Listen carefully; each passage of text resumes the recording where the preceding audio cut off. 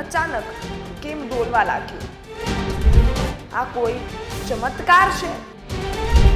શું છે આ રહસ્યની હકીકત?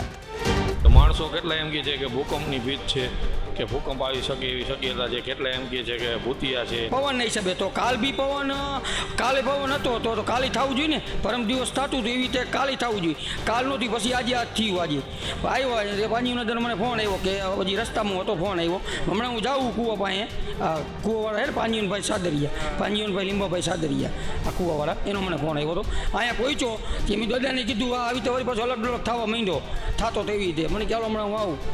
અમુક માણસનું એમ કહેવાનું થાય કે રોડના હિસાબે તો કાલે થવું જોઈએ ને. કાલ તો કાંઈ હતું નહીં, કાલ આવું થી હતું, પરમ દિવસે થતું તો કાલે થવું, કાયમી થવું જોઈએ ને કાંઈ. કોઈ તો ચાનું કારણ હું એમાં કૂવાનું એમ. નમસ્કાર મિત્રો, મોરબીમાંથી એક સમાચાર આવ્યો છે. મોરબીના એક ગામે એક કૂવામાંથી પાણી હલવા લાગે છે.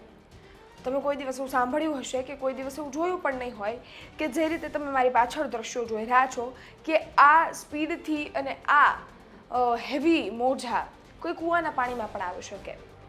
આ ઘટના સામે આવી અને આ ઘટનાની વાત છે આખા સોશિયલ મીડિયામાં ફરી ગઈ. એ ગામના લોકો છે એ આ ઘટનાને જોવા, આ ઘટના પર આ ઘટના શું છે એને જાણવા માટે ગોથે ચડી ગયા.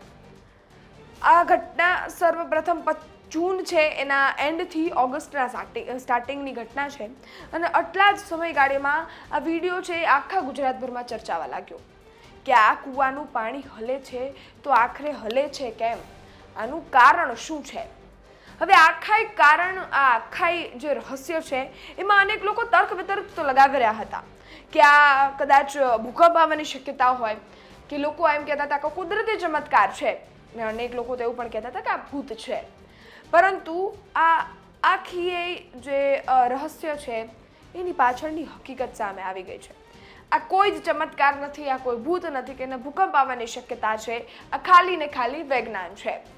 વિજ્ઞાન છે અને વિજ્ઞાન છે એ દર્શાવે છે કે આ પાણી છે એ તેના પ્રેશરના કારણે, એરના પ્રેશરના કારણે હલી રહ્યું છે.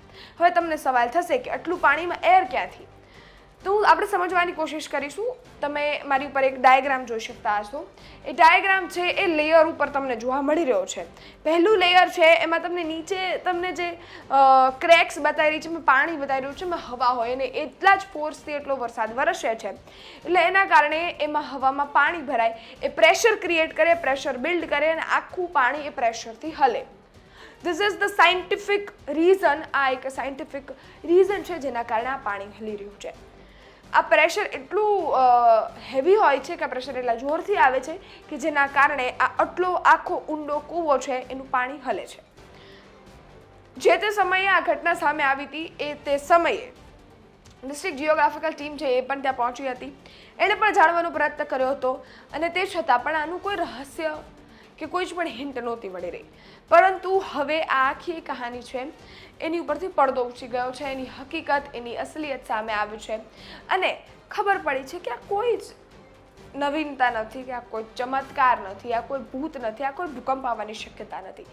આ એક સાયન્સ છે અને આ એક સિસ્ટમ છે. આ સિસ્ટમ ક્રિએટિંગ છે જેના કારણે પ્રેશર બિલ્ડ થાય છે. પ્રેશરના કારણે એ જે એર છે એ આખા પાણીને હલાવે છે. આખી કહાનીનું રહસ્ય સાંભળી તમને શું લાગ્યું? તમે શું વિચારો છો? કમેન્ટ કરજો. ફરી મળીશું. ગુજરાત તક જોતા રહો. ધન્યવાદ.